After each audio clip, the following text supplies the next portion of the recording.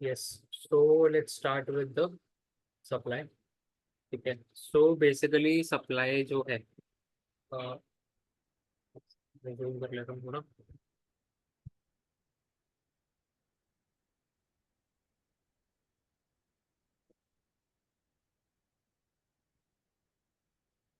चलो अब better visible है। Okay okay. So as we can see in the first line, a seller's willingness and ability to offer an item at a variety of prices is what we mean when we say supply। ठीक है, so basically supply, जो भी producer है, जो भी seller है ना, जो किसी भी प्रोडक्ट या सर्विस को मार्केट में बेच रहा है, जब वो विलिंग है और उसकी एबिलिटी भी है, विलिंग मतलब वो बेचना चाहता है at a particular price. For example,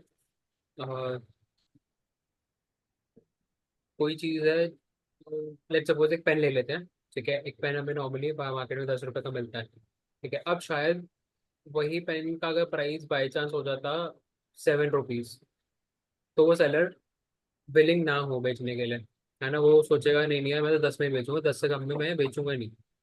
ठीक है, मे बी उसको अपने क्वालिटी पे भरोसा होगा, या जो भी रीज़न होगा, तो वो उससे कम में नहीं बेचेगा। He is not willing to sell, है ना, he might wait for other customer. ठीक है, कुछ लोग बार्गेनिंग भी करते हैं, आपने देखा होगा कि कई लोग बार्गेनिंग करते हैं, तो एक पर्टिकुलर प्राइस होता है जिसमें वो सेलर कम आ जाता है, लेकिन एक पर्टिकुलर प्राइस से नीचे वो नहीं जाता है, बिकॉज उस प्राइस पे he is not willing to sell that product. ठीक है, तो that person should be willing, और उसकी एबिलिटी भी होनी चाहिए। मतलब ऐसा भी ना हो कि कोई इंसान लॉस में ही जा रहा है, मतलब जितना उसको कॉस्ट लग रहा है, मैन्युफैक्चरिंग कॉस्ट और उसके ट्रांसपोर्टेशन कॉस्ट, ये जो सारे खर्चे हैं, ठीक है, तो उससे नीचे तो ऑब्वियसली वो नहीं बेचेगा। तो that is what supply means. ठीक है, ये दोनों ही चीज़ें बहुत ही इंपॉर्टेंट है, विलिंगनेस और ability. Concept of supply, a schedule of respective quantities of the goods which people are ready to offer for sale at all available rates।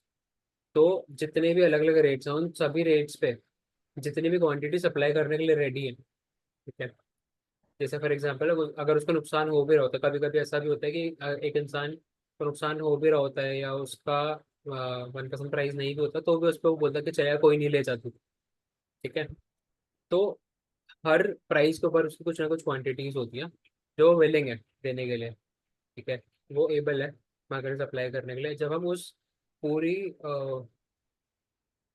सारी quantities का हर एक प्राइस के ऊपर, जब उसका हम एक टेबल बना लेते हैं और उसका एक ग्राफ बना लेते हैं, तो उसको हम सप्लाई बोलते हैं। सप्लाई फंक्शन जो होता है बेसिकली वो इन चीज़ों पर डिपेंड करता है। ठीक है, वो क्या क्या है, प्राइस ऑफ कमोडिटी एक्स। जब हम कमोडिटी एक्स की सप्लाई की बात कर रहे हैं, तो ऑब्वियसली उसके प्राइस पे डिपेंड करता है उसकी supply. Price of other goods पे डिपेंड करता है, गोल ऑफ द फर्म पे डिपेंड करता है, प्राइस ऑफ इनपुट्स पे डिपेंड करता है। ठीक है, देन टेक्नोलॉजी पे डिपेंड करता है, या गवर्नमेंट पॉलिसी पे डिपेंड करता है, एक्सपेक्टेशन नंबर ऑफ फर्म्स और वेदर कंडीशंस पे। तो अब हम डिटेल में एक एक के ऊपर बात करेंगे। तो सबसे पहले प्राइस ऑफ कमोडिटी। ऑब्वियसली जो भी प्राइस है उस कमोडिटी का, उस पर डिपेंड करती है ये सप्लाई। ठीक है, और देर is a direct relation, there is अ, मतलब अगर उसका प्राइस बढ़ेगा तो ऑटोमेटिकली उसकी सप्लाई बढ़ेगी, क्योंकि किसी भी सप्लायर के लिए सबसे मेजर मोटिव क्या होता है, वो है प्रॉफिट अर्न करना। तो अगर किसी चीज़ का प्राइस बढ़ेगा तो उसका मार्जिन ऑटोमेटिकली बढ़ जाएगा, गिवन दैट उसका कॉस्ट सेम रहे। तो ऑब्वियसली वो चाहेगा कि मैं ज़्यादा सप्लाई करूँ, ठीक, क्योंकि ज़्यादा सप्लाई करूँगा ज़्यादा प्रॉफिट होगा। तो जो वो सेलर है ऑब्वियसली वो रैशनल है, वो चाहता है कि उसका ज़्यादा से ज़्यादा प्रॉफिट हो। तो there is a direct relation between price of the commodity and supply of that commodity, and as the price increases supply also increases। ठीक है, and as you can see, it is the primary and most significant factor willing to sell more commodity when the price of commodity is high। Next is price of other goods। Okay. So when the cost of complementary item rises, so does the availability of those goods. As a result, both the supply and demand of commodities increase as a result।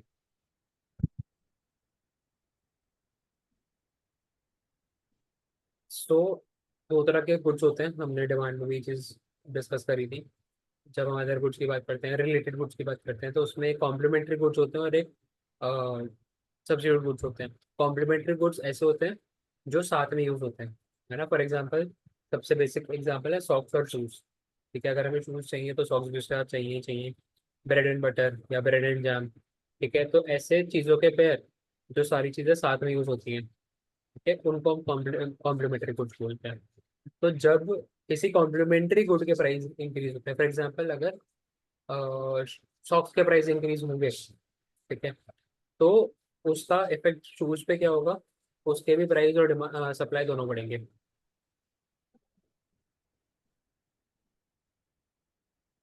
When the cost of complementary item rises, so does the availability of those goods। ठीक है, जब उसकी availability बढ़ जाती है socks की, ठीक है, या फिर मान के चलो शूज़ की हो गई कि अगर शूज़ की सप्लाई मार्केट में ज़्यादा है, लोग शूज़ ज़्यादा यूज़ कर रहे हैं, तो उनको सॉक्स साथ में चाहिए ही चाहिए।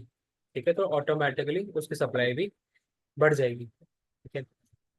सब्स्टिट्यूट गुड्स में वेराज क्या होता है, सब्स्टिट्यूट गुड्स होते हैं जो एक दूसरे की जगह यूज हो सकते हैं। For example, Coke and Pepsi. ठीक है, ये सबसे बेसिक एग्जांपल है। हम लोग जाते हैं, हमें अगर सॉफ्ट ड्रिंक पीने का मन है तो या तो हम कोक ले लेंगे या पेप्सी ले लेंगे। मैक्सिमम लोगों के लिए सब्स्टिट्यूट गुड्स होते हैं। कुछ कुछ लोग होते हैं जिनको टेस्ट प्रेफरेबल होता है कि नहीं नहीं मेरे को तो यही चाहिए, but otherwise they are very close substitute goods.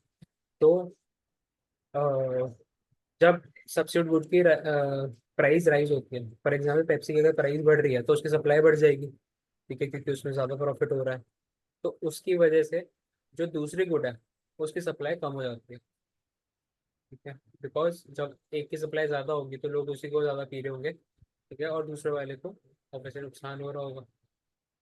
ठीक है, तो इसलिए उसकी सप्लाई, और हो सकता है फॉर एग्जाम्पल अगर एक सप्लायर के पास ऑप्शन है कि वो दोनों में से कोई भी गुड मैन्युफैक्चर कर सकता है। I am not just taking the case of Pepsi और कोक कोला, फॉर एग्जाम्पल कोई भी दो सॉफ्ट ड्रिंक होते हैं, जैसे फॉर एग्जाम्पल लस्सी और नींबू पानी मान लेते हैं। ठीक है, अब अगर नींबू पानी के प्राइसेस बढ़ रहे हैं तो मैन्युफैक्चरर जो होगा वो चाहेगा कि मैं नींबू पानी मैन्युफैक्चर करूँ। ठीक है, हालांकि वो पहले लस्सी मैन्युफैक्चर करता था।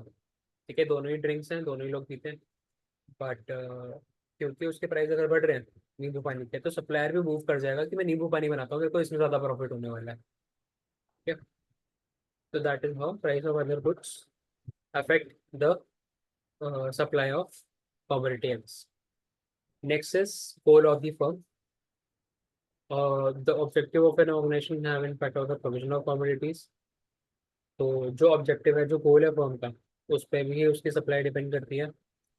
जब अगर एक कंपनी का गोल ही है कि मेरे को अपने प्रॉफिट मैक्सिमाइज करने हैं, तो जब उसका मार्जिन ज़्यादा होगा, जब उसको प्रॉफिट ज़्यादा हो रहे होंगे, तो वो अपना ऑटोमेटिकली सप्लाई ज़्यादा करेगा। लेकिन जब उसके मार्जिन कम होंगे तो ऑटोमेटिकली सप्लाई को कम करेगा। ठीक है, तो इट डिपेंड्स, ये तो मैंने एक गोल बताया, ये इट डिपेंड्स। एक ऑर्गेनाइजेशन के अलग अलग गोल्स होते हैं, प्रॉफिट मैक्सिमाइज करना, सेल्स इंक्रीज करना, एम्प्लॉयमेंट इंक्रीज करना। ठीक है, तो इन अगर ये सब चीज़ें इंक्रीज करना उसका गोल होगा तो अपनी सप्लाई को बढ़ाएगा। लेकिन अगर ये सब चीज़ें कम करना है, फॉर एग्जाम्पल उसको अपनी कॉस्ट कम करनी है, ठीक है, तो ऑब्वियसली हो सकता है कि उसको लॉसेज हो रहे हो या कुछ हो रहा हो तो वो अपनी सप्लाई को कम भी कर देगा। ठीक है, कॉस्ट कटिंग करने के लिए। Next is price of inputs. जो इनपुट्स आ रहे हैं उनकी जो कॉस्ट है, ऑटोमेटिकली अगर वो इंक्रीज हो गया, ठीक है, जब वो इंक्रीज होगी तो उसकी जो मैन्युफैक्चरिंग कॉस्ट होती है पर्टिकुलर किसी प्रोडक्ट की, वो भी ऑटोमेटिकली बढ़ जाएगी। और जब वो ऑटोमेटिकली बढ़ जाएगी तो जो फर्म है उसको वो चीज़ मैन्युफैक्चर करना कहीं ना कहीं मुश्किल हो जाएगा, क्योंकि उसके मार्जिन कम हो जाएंगे, तो वो सप्लाई को रिड्यूस कर देगा। ठीक है, मतलब अगर इनपुट के प्राइसेस बढ़ रहे हैं तो उसका इन्वर्स रिलेशन होता है सप्लाई के साथ। और अगर इनपुट के प्राइस कम होंगे तो ऑब्वियसली उसका मार्जिन बढ़ जाएगा, अब उसको ज़्यादा प्रॉफिट लग जाएगा, तो वो ज़्यादा सप्लाई करना शुरू कर देगा। Next is technology. मेरा form uses new technology, it saves the inputs and also reduces the cost of output. जब भी कोई नई टेक्नोलॉजी मार्केट में आती है तो उससे एफिशिएंसी बढ़ती है मैन्युफैक्चर करने की। या तो उसका इनपुट का प्राइस कम हो जाएगा, ठीक है, या कॉस्ट ऑफ प्रोडक्शन कम हो जाएगा। ठीक है, कोई अगर नई टेक्नोलॉजी मार्केट में आई, कोई नई मशीनरी मार्केट में आई, तो हो सकता है कि लेबर कम यूज हो, तो फॉर एग्जांपल अगर हम बात करें जैसे आज के टाइम पे जो पुरानी कार्स आती थी पेट्रोल और डीजल वाली, और अब जो ईवी कार्स आ रही हैं, इलेक्ट्रॉनिक व्हीकल्स आ रहे हैं, तो ईवी को मैन्युफैक्चर करने के लिए कम लोगों की जरूरत है, क्योंकि उसके इंजन के अंदर कम पार्ट्स होते हैं। तो जब भी कोई टेक्नोलॉजी नहीं आती है, तो वो हो सकता है तो वो डेफिनेटली उसके मैन्युफैक्चरिंग प्रोसेस को ज़्यादा एफिशिएंट कर देती है, और उसका मैन्युफैक्चरिंग कॉस्ट को रिड्यूस कर देती है, जिसकी वजह से एक फर्म जो है वो ज़्यादा से ज़्यादा और सप्लाई करेगी। ठीक है। अगली है government policy. Government subsidies and taxation policies have an impact on the availability of commodities. अगर टैक्सेस हाई होंगे तो ऑटोमेटिकली प्रोड्यूसर जो है वो कम बनाएगा, बिकॉज जब टैक्स हाई होंगे वो प्रोड्यूस करेगा तो उसको ज़्यादा पैसा देना पड़ेगा गवर्नमेंट को, तो उसका कहीं ना कहीं मार्जिन कम हो जाएगा, नुकसान हो रहा होगा, तो वो सप्लाई को रिड्यूस कर देगा। लेकिन अगर उसको सब्सिडीज मिल रही होंगी किसी भी चीज़ को बनाने के लिए, तो उसको ज़्यादा बनेगा, क्योंकि जब सब्सिडीज मिलेंगी तो उसका जो प्रॉफिट मार्जिन है वो बढ़ जाता है। ठीक है, क्योंकि कुछ ना कुछ पैसा उसको पब्लिक से भी मिलेगा जब वो अपनी प्रोडक्ट सेल करेगा, और गवर्नमेंट से भी उसको सब्सिडीज मिल रही हैं। ठीक है, तो उसके लिए मैन्युफैक्चर करना एक्चुअली प्रॉफिटेबल है, तो वो ज़्यादा सप्लाई इंक्रीज करेगा। नेक्स्ट है expectation. When producer suppliers predict that prices will rise in the future, they stockpile the products. Expectation ये हमने डिमांड में भी पढ़ा था, जब आगे एक्सपेक्टेशन ज़्यादा होगी कि प्राइस बढ़ने वाले हैं, तो ऑटोमेटिकली वो सप्लाई को बढ़ाकर अपने प्रोडक्ट्स की स्टॉक को बढ़ा देंगे। क्योंकि जब प्राइसेस बढ़ेंगे, है ना, अभी मान लो उनका मैन्युफैक्चरिंग कॉस्ट 5 रुपये है, और अभी किसी चीज़ का प्राइस 10 रुपये है, तो उनको 5 रुपये मार्जिन हो रहा है। अब उनको लगता है कि आगे जाने वाले टाइम पे प्राइसेस 12 रुपये हो जाएंगे या 15 रुपये हो जाएंगे, तो डेफिनेट सी बात है वो ज़्यादा से ज़्यादा मैन्युफैक्चर करके रखेंगे और ज़्यादा सप्लाई करेंगे आने वाले टाइम पे, क्योंकि उनका प्रॉफिट वहाँ पे ज़्यादा निकलेगा। और वहीं पर अगर प्राइसेस कम होने के चांसेस होंगे, तो वो अपने स्टॉक को मिनिमम कर देंगे, रिड्यूस कर देंगे। Number of firms. When the number of firms in the market increase the supply. Automatic सी बात है, अगर एक फर्म होगी तो सप्लाई, देखो सप्लाई सिर्फ एक फर्म की नहीं होती, पूरी मार्केट की देखी जाती है। तो अगर मैन्युफैक्चर करने वाली फर्म सिर्फ एक है तो सप्लाई उतनी रहेगी, लेकिन अगर मैन्युफैक्चरिंग यूनिट्स दो हो जाए तो मैन्युफैक्चरिंग भी डबल हो जाएगी। ठीक है, सिमिलरली जितनी नंबर ऑफ फर्म बढ़ती जाएंगी उतनी ज़्यादा सप्लाई भी बढ़ती जाएगी। Next is weather conditions. The supply of commodity is also impacted by variable such as weather, floods, droughts. Okay. जब कंडीशंस फेवरेबल होगी, वेदर कंडीशंस फॉर एग्जांपल, कोई भी अगर आप देखो कोई भी जो खेती होती है, चाहे वो वीट हो राइस हो, अगर कंडीशंस जितनी ज़्यादा फेवरेबल होंगी उतनी ज़्यादा सप्लाई ऑटोमेटिकली बढ़ेगी। है ना, कितनी बार हम लोगों को सुनने में आता है कि इस चीज़ के प्राइस बढ़ गए क्योंकि इसकी फसल इस बार अच्छी नहीं होगी। ठीक है, बारिश हो गई, फसल खराब हो गई, तो ऑटोमेटिकली सप्लाई कम हो जाती है, कि जिसकी वजह से फिर इंटर्न आगे आगे प्राइसेस बढ़ जाते हैं। तो वेदर कंडीशन पे भी ये चीज़ें डिपेंड करती हैं, and these are all the things, all the factors. ठीक है, जो सब आता है law of, sorry, supply function के अंदर। ठीक है, next is law of supply. Law of supply states that other things remain constant the same, there is the relationship between price of input and supply of input। Law of supply का simple definition यही है कि अगर बाकी सारे factor same रहे, और अगर किसी चीज़ का प्राइस बढ़ रहा है तो उसकी सप्लाई भी बढ़ेगी, और अगर प्राइस कम हो रहा है उस चीज़ का तो उसकी सप्लाई भी कम होगी। That is what law of supply states. Supply schedule, जब हम एक पर्टिकुलर प्राइस पे कितनी क्वांटिटी सप्लायर्स सप्लाई करने के लिए रेडी हैं, ठीक है, और हर एक प्राइस के ऊपर वो क्वांटिटी लिख के जब हम एक टेबल प्रिपेयर करते हैं तो इसको हम सप्लाई शेड्यूल बोलते हैं। ठीक है, और जब उस टेबल को हम ग्राफ पे प्लॉट करते हैं, ठीक है, तो this is our supply curve. ठीक है, और ये जो सप्लाई कर्व होता है ये अपवर्ड डायरेक्शन में मूव कर रहा होता है। This is positively. How can this graph help us? This graph will help us in future, जब हमें किसी चीज़ का प्राइस और क्वांटिटी डिटरमाइन करनी होगी, क्योंकि मार्केट में, है ना, एक टर्म अभी हम आगे जाके पढ़ेंगे, इक्विलिब्रियम। ठीक है, तो उसको डिटरमाइन करने में सप्लाई बहुत हेल्प करता है।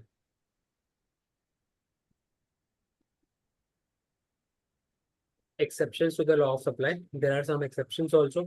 ठीक है, सबसे पहले एक्सेप्शन पड़ता है, there is no limit to how much a buyer can bid at an auction. Auction जो है, ठीक है, अलग अलग चीज़ों के ऑप्शंस रखते हैं, ठीक है, तो वहाँ पर there is no limit to how much a buyer can bid.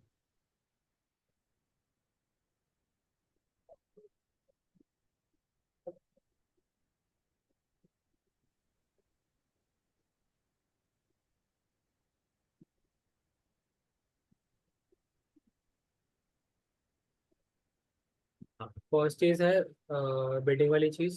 Obviously bidding में ये होता है कि बायर्स जब बिड करते हैं तो उसका प्राइस और बढ़ता रहता है, लेकिन जो उस चीज़ की सप्लाई है दैट इज़ वेरी लिमिटेड, ठीक है, and that is why people are bidding on it. अगर वो चीज़ मास में अवेलेबल होगी तो people won't bid off for it, people bid for things which are very exclusive, है ना, जो एक ही है। फॉर एग्जाम्पल कोई पेंटिंग है या कोई एंटीक है, ठीक है, वो एक ही है, ठीक है, उसकी सप्लाई फिक्स्ड है, and that is why people are bidding on it, ठीक है। सेकेंड केस हो सकता है कि जो वेंडर है, जो सेलर है, ठीक है, वो डेस्परेट है कैश के लिए, उसको चाहिए बहुत अर्जेंटली, है ना, ये may be moving to a new place. For example मेरी कहीं पे जॉब लग गई, मेरी बैंगलोर जॉब लग गई और मैं दिल्ली में रहता हूँ, तो मैं जल्दी से चाहूँगा कि मेरा दिल्ली का सारा सामान बिक जाए, ठीक है, बिकॉज मैं बैंगलोर तो ले जा नहीं सकता सारा सामान, ठीक है, या फिर मुझे कैश ही चाहिए, ठीक है। तो उस केस में शायद मैं वेट नहीं करूँगा कि मेरे को जब सही प्राइस मिलेगा मैं तो अभी बेचूंगा, मेरे को अभी जो प्राइस मिल रहा होगा मैं शायद बेच दूंगा, बिकॉज दोबारा आके वापस दिल्ली में सारा सामान बेचना या फिर उस सामान के रखना पॉसिबल नहीं है, या फिर उसको बैंगलोर ले जाना पॉसिबल नहीं है, ठीक है। तो दीज आर सम कंडीशन जहाँ पे लॉ ऑफ सप्लाई अप्लाई नहीं होता। सेकेंड इज सब sellers may become frantic if the price continues to decrease rapidly, even if the price drops they'll sell more। जब कॉन्टिन्यूसली किसी चीज़ का प्राइस फॉलो हो रहा होता है तो उस केस में भी हो सकता है कि सेलर्स डर जाए एंड उस डर की वजह से वो लोग ज़्यादा बेचने शुरू कर दें कि पता नहीं है तो कितना गिरेगा, तो सारा माल निकालते हैं इससे पहले कि वो इतना कम हो जाए कि मेरी कॉस्ट से भी कम चला जाए और मेरे को नुकसान होना शुरू हो जाए। Next is change in quantity supplied and change in supply. अब जब भी किसी प्रोडक्ट के बारे में हम लोग बात कर रहे हैं तो उस केस में जब उसका खुद का प्राइस चेंज होगा तो उसको हम लोग बोलते हैं चेंज इन क्वांटिटी सप्लाई, ठीक है। उसके और भी अदर नाम होता है, उसका दूसरा नाम होता है movement along the supply curve.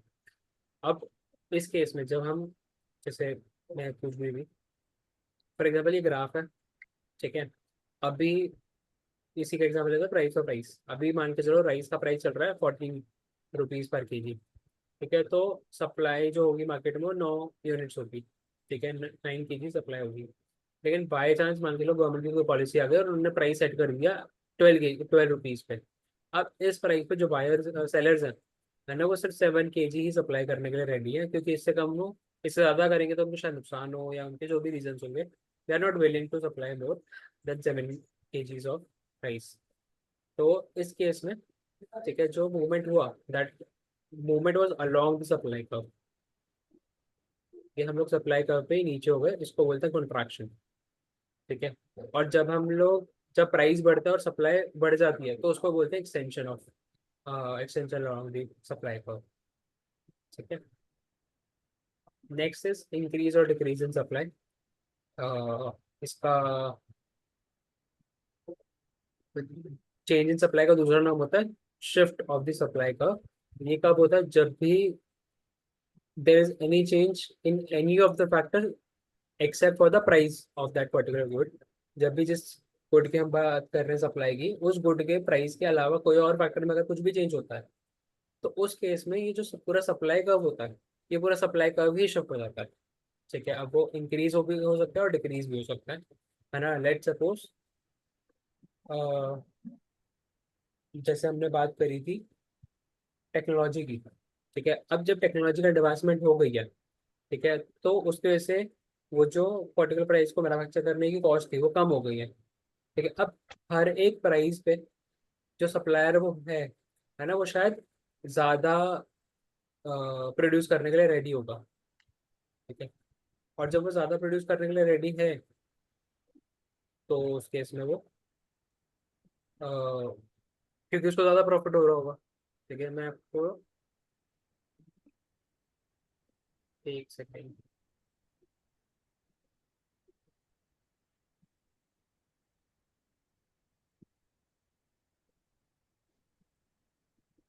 हाँ, अब जब टेक्नोलॉजिकल एडवांसमेंट हो गई है, ठीक है, तो सप्लाई का एक नया इधर बन जाएगा। क्योंकि अब पहले जहाँ पे 10 रुपए के प्राइस पे वो 5 सप्लाई करने के लिए रेडी था, ठीक है, अब वो शायद 6 भी सप्लाई करने के लिए रेडी हो जाएगा, बिकॉज उस खुद की जो मैन्युफैक्चरिंग कॉस्ट है वो तो कम हो गई है, उसका मार्जिन बढ़ गया है, तो वो तो चाहेगा कि मैं ज़्यादा बेचता हूँ। ठीक है, सिमिलरली अगर 13 में मैं बात करूँ, पहले वो 8 यूनिट्स दे रहा था, अब वो शायद 9 यूनिट्स देने के लिए रेडी हो जाएगा।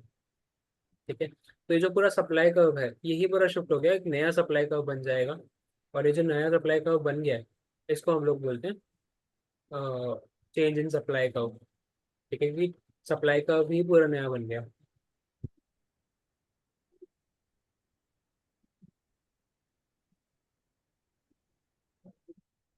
I hope that is clear.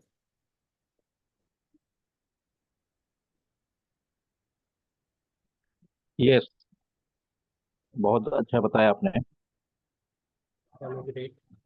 ठीक है, बाकी ये जो फ्लो चार्ट है इससे भी आपको बड़े इजीली क्लियर हो जाएगा। चेंज इन क्वांटिटी सप्लाई, इसको बोलते हैं मूवमेंट अलोंग द सप्लाई का। ये कब होता है? इसमें हम्म, दो चीज़ें होती हैं, एक्सटेंशन ऑफ सप्लाई और कंट्रैक्शन ऑफ सप्लाई। जब भी price cause by fall in on price of commodity, ये थोड़ा ऑपोजिट लिखा हुआ है। जब भी प्राइस बढ़ेगा तो एक्सटेंशन ऑफ हम्म। सप्लाई होगा, क्योंकि सप्लाई भी बढ़ जाएगी। ठीक है, और जब भी प्राइस कम होगा तो कंट्रैक्शन ऑफ सप्लाई होगा। ये ऑपोजिट लिखे हुए बाइक की गलती से मिसप्रिंट हो गया होगा, दूसरा तो दूसरा उसको क्या बोला आपने? Contraction of supply. जब भी अच्छा। प्राइस कम होगा तो हाँ सप्लाई भी हाँ। कम हो जाएगी, and that is what hmm. Contraction of supply is. But change in supply, तो उसका दूसरा नाम शिफ्ट इन सप्लाई कर्व है। जब भी सप्लाई इंक्रीज, इसके भी दो रीजन है, सप्लाई इंक्रीज होना और डिक्रीज होना। ठीक है, जब भी सप्लाई कर्व राइट में शिफ्ट होगा तो उसको supply curve increase in supply curve बोलते हैं, और जब भी सप्लाई कर्व लेफ्ट में शिफ्ट होगा तो उसको डिक्रीज इन सप्लाई बोलते हैं। Right. But if the price falls down one supply rise from consumer. हाँ बिल्कुल, कंज्यूमर के पॉइंट ऑफ व्यू से वो डिमांड है, वो सप्लाई नहीं है, कंज्यूमर के पॉइंट ऑफ व्यू से। ठीक है, मैं जब प्राइस कम होता है तो कंज्यूमर उसकी डिमांड बढ़ाता है, क्योंकि उसको अपना फायदा देखना है। लेकिन जो सप्लायर है वो अपना फायदा देखेगा। उसका फायदा कब है? जब प्राइस बढ़ रहा है। ठीक है, and that is what the most interesting part is, कि सप्लायर अलग डायरेक्शन में मूव करते हैं और कंज्यूमर्स अलग डायरेक्शन में मूव करते हैं। ठीक है, and that is where the concept of equilibrium comes in, जो हम आगे पढ़ेंगे। ठीक है, यही सबसे इंटरेस्टिंग चीज़ है कि जब एक पर्टिकुलर चीज़ का प्राइस बढ़ेगा, ठीक है, तो सप्लायर ज़्यादा सप्लाई करेगा, लेकिन जो कंज्यूमर है वो कम डिमांड करेगा। ठीक है, वो यस दोनों यस। ऑपोजिट डायरेक्शन में मूव करते हैं हमेशा। राइट। ठीक है, इसका ऑपोजिट भी ट्रू है। जब किसी चीज़ का प्राइस कम होगा तो सप्लायर कम करेगा अपनी क्वांटिटी सप्लाइड को, लेकिन कंज्यूमर जो है डिमांड को इंक्रीज करेगा। ठीक है, अब हम आते हैं market equilibrium and price determination पे। अब देखो ये सारी चीज़ें हमने पढ़ी क्यों है? ठीक है, ये सारी चीज़ें हमने पढ़ी इसलिए ताकि हम लोग ये डिटरमाइन कर सकें कि मार्केट में क्या प्राइस अवेल अवेल करेगा। फॉर एग्जांपल है ना, अगर आप लोग कहीं पे वर्किंग है या आपने वैसे यूजुअली भी कभी सोचा होगा कि प्राइस डिसाइड कौन करता है, कैसे होता है। ठीक है, तो एक्चुअली में जो प्राइस डिटरमाइन होता है वो होता है इक्विलिब्रियम से, मार्केट इक्विलिब्रियम से। ठीक है, and when the market is in a state of equilibrium neither too much demand nor too little supply exist. मतलब जब भी मार्केट की डिमांड और सप्लाई बैलेंस हो जाती है तो उसको हम लोग इक्विलिब्रियम बोलते अच्छा, बैलेंस हैं। होने पर। दिस लाइन अगर आप ये पढ़ोगे तो, ये- as long as the amount of supply and demand are equal there is an equilibrium. ठीक है, अब at a given price buyers can purchase the amount they desire, while producers can sell और ऑफर द अमाउंट। अब एक particular price पे जो consumers हैं they are ready to demand a particular product, है ना, एक पर्टिकुलर क्वांटिटी वो डिमांड करने के लिए रेडी है। And at the same price जो सप्लायर्स हैं वो भी एक पर्टिकुलर क्वांटिटी सप्लाई करने के लिए रेडी है। तो जिस भी प्राइस पे ये दोनों चीज़ें सेम है, इक्वल है, कि जितना लोग डिमांड कर रहे हैं उतने ही प्रोड्यूसर्स भी सप्लाई कर रहे हैं, या जितना प्रोड्यूसर सप्लाई कर रहे हैं उतने ही लोग डिमांड कर रहे हैं। तो जब ये दोनों चीज़ें इक्वल हो जाती हैं उसको हम इक्विलिब्रियम बोलते हैं, और वही जो प्राइस होता है that is what we called as market clearing price. Equilibrium, uniformity of the amount of supplied and the amount demanded. ठीक है, अब ये सप्लाई शेड्यूल और डिमांड शेड्यूल यहाँ पे इन्होंने दिया हुआ है। फॉर एग्जाम्पल 6 रुपये जो है, तो कितनी क्वांटिटी सप्लाई करने के लिए रेडी है सप्लायर्स, और लोग कितनी डिमांड कर रहे हैं। ठीक है, अब इस केस में अगर आप देखोगे तो मार्केट में 40 यूनिट्स का सरप्लस बच रहा है, क्योंकि मैन्युफैक्चरर्स 60 सप्लाई करने के लिए रेडी है, लेकिन लोग सिर्फ 20 डिमांड कर रहे थे, तो जो 40 बचा वो बच जाएगा। ठीक है, इस प्राइस पे 20 बचा, इस प्राइस पे 0 बच रहा है, तो दिस इज इक्विलिब्रियम। ठीक है, क्योंकि जब इतना बच रहा होगा, 40 बच रहा होगा, तो क्या होगा, सप्लायर्स सोचेंगे यार माल पड़ा हुआ है, तो वो मैन्युफैक्चरिंग कम कर देंगे। ठीक है, अब कम कर दी उन्होंने, 50 कर दी। ठीक है, इस पे भी कितना बच रहा है, 20 बच रहा है। ठीक है, अगेन क्या होगा, वो प्राइस कम कर देंगे। ठीक है, अब जब उनके पास इतना माल बचा हुआ है, ठीक है, इतना माल जब बचा होगा तो वो क्या सोचेंगे, अरे यार ये तो खराब हो जाएगा, तो हम एक काम करते हैं इसको थोड़ा सस्ते में निकाल देते हैं, तो वो छः का 5 रुपये कर देंगे प्राइस को। अब 5 रुपये में क्या होगा, मैन्युफैक्चरर्स इतना प्रोड्यूस कर रहे हैं, लोग इतनी डिमांड कर रहे हैं। ठीक है, अभी भी कितना बच गया, 20 यूनिट्स अभी भी बच रहा है। फिर से वो क्या सोचेंगे, चलो यार थोड़ा सा प्राइस और कम कर देते हैं, तो वो 4 रुपये पे चले जाएंगे। 4 रुपये पे क्या होगा, कि वो लोग इतनी मैन्युफैक्चरिंग कर रहे हैं उतनी ही डिमांड भी हो रही है। ठीक है, तो ऑब्वियसली यहाँ पे कुछ भी नहीं बच रहा है, तो सप्लायर्स अब प्राइस को और कम नहीं करेंगे, क्योंकि अब और कम करेंगे तो उनका नुकसान होना शुरू हो जाएगा। ठीक है, अभी तक क्या हो रहा था, ये चीज़ उनका नुकसान थी, क्योंकि जो सामान बच गया अगर वो खराब हो जाएगा, तो उनकी जो कॉस्ट लगी हुई है वो तो उनका नुकसान ही हो जाएगा। ठीक है, तो उस चीज़ से बचाने के लिए उन्होंने प्राइस कम करना शुरू किया, लेकिन अब इससे अगर नीचे जाएंगे, अब उनका सारा माल निकल रहा है, अगर अब इससे नीचे जाएंगे वो लोग, तो उनको नुकसान होगा। ठीक है, उनके मार्जिन्स कम हो जाएंगे, तो इसलिए ये वाला प्राइस है। अब हम डिमांड के उससे भी सोच रहे थे। ठीक है, फॉर एग्जाम्पल जब 2 रुपये प्राइस था, तो क्या होगा, मान के चलो स्टार्टिंग में 2 रुपये ही प्राइस था, तो लोग 60 डिमांड कर रहे हैं, मैन्युफैक्चर से 20 सप्लाई कर रहे हैं। ठीक है, लोग यहाँ पे 40 की शॉर्टेज है, तो लोग क्या होंगे, कुछ लोग ऐसे भी होंगे जो हायर प्राइस देने के लिए रेडी होंगे। इसका सबसे बेसिक एग्जांपल है, अगर आप याद करो कोरोना के टाइम पे ऑक्सीजन सिलेंडर्स, वहाँ पे डिमांड बहुत हाई थी, लेकिन सप्लाई बहुत ही लिमिटेड थी, तो लोग ज़्यादा पैसे दे के भी ऑक्सीजन सिलेंडर लेने के लिए रेडी थे। ठीक है, तो क्या होगा, people will there will be some people who will be willing कि यार चलो ठीक है तुम 3 रुपये ले लो, लेकिन हमें सामान चाहिए, है ना। अब 3 रुपये पे क्या होगा, कुछ लोग होंगे जो डिमांड करना कम कर देंगे, 60 से 50 आ जाएगी डिमांड। ठीक है, लेकिन सप्लायर्स तो बढ़ा देंगे, क्योंकि उनका तो प्रॉफिट मार्जिन बढ़ रहा है, तो शायद 20 से 30 रुपये 30 यूनिट्स बनाने के लिए रेडी होंगे। लेकिन अभी भी कितने की शॉर्टेज है, 20 की, तो अभी भी कुछ लोग ऐसे होंगे, है ना, जो बोलेंगे यार हमसे तुम एक काम करो और 1 रुपया एक्स्ट्रा ले लो, लेकिन हमें सामान दे दो, हमें चाहिए। ठीक है, जो लोग अफोर्ड कर सकते होंगे, जिनकी इनकम इतनी होगी, वो लोग शायद 1 रुपये और एक्स्ट्रा देने के लिए रेडी होंगे।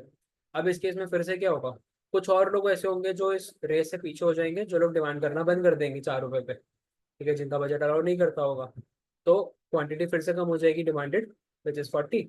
अब क्योंकि प्राइस बढ़ा है तो सप्लायर और प्रोड्यूस करेंगे, क्योंकि उनका मार्जिन और बढ़ रहा है। अब शायद कुछ और सप्लायर्स भी हो सकते हैं जो मैन्युफैक्चरिंग करना शुरू कर दें, तो ये यूनिट बढ़ के 40 हो जाएगा, है ना। अब इस प्राइस पे जितना डिमांड है उतना ही सप्लाई भी है। ठीक है, तो ऑब्वियसली कोई शॉर्टेज नहीं है।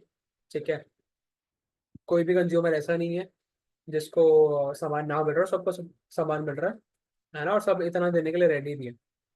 एंड दैट इज वाई ये वाला जो प्राइस है, माने ये प्राइस मार्केट में फिक्स हो जाएगा जब तक किसी भी और जो हमने फैक्टर्स पढ़े हैं, चाहे वो सप्लाई के फैक्टर्स पढ़े हो, चाहे वो हमने डिमांड के फैक्टर्स पढ़े हो, अगर जब तक उनमें से किसी और फैक्टर में चेंज नहीं आता है, तब तक मार्केट में प्राइस 4 रुपये रहेगा।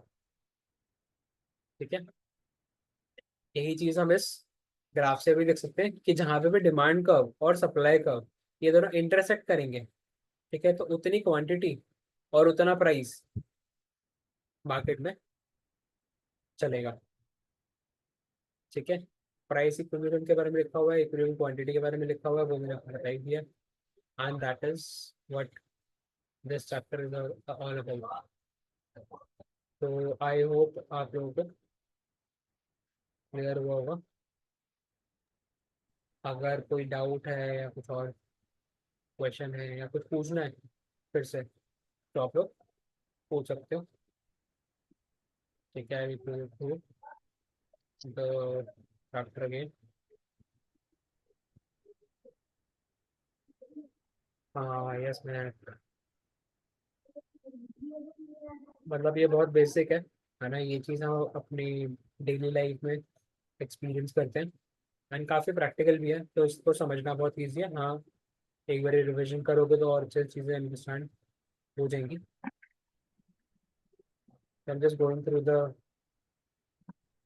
Whole chapter again. अगर किसी को कुछ भी पूछना हो तो आप बता दो।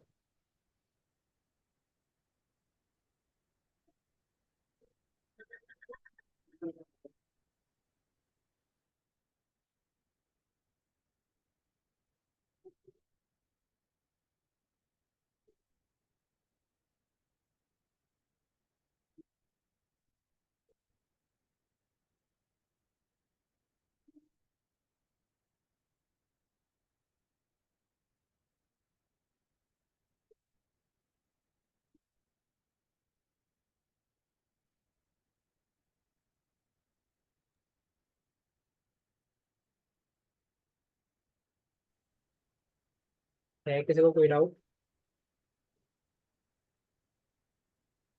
नहीं, क्लियर है।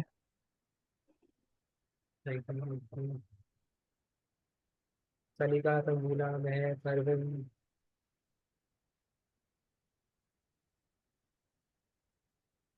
बिल्कुल। ठीक है, तो do you guys want to continue with the next chapter, और यहाँ पर अभी हम यहीं पे वाइंड अप करें आज? ज़्यादा हैवी हो जाएगा।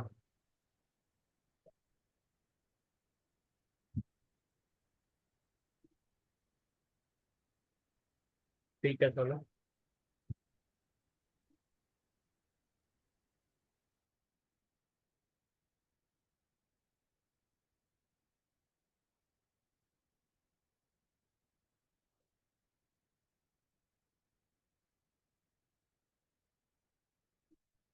Most welcome.